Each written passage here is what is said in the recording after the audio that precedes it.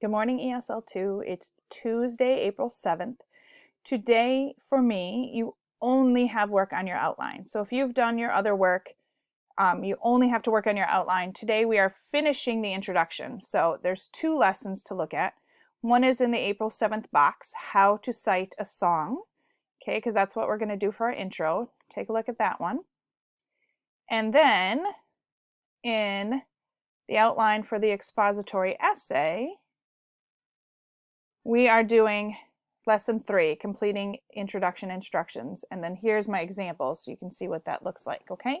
So we are through lesson 3 as of today.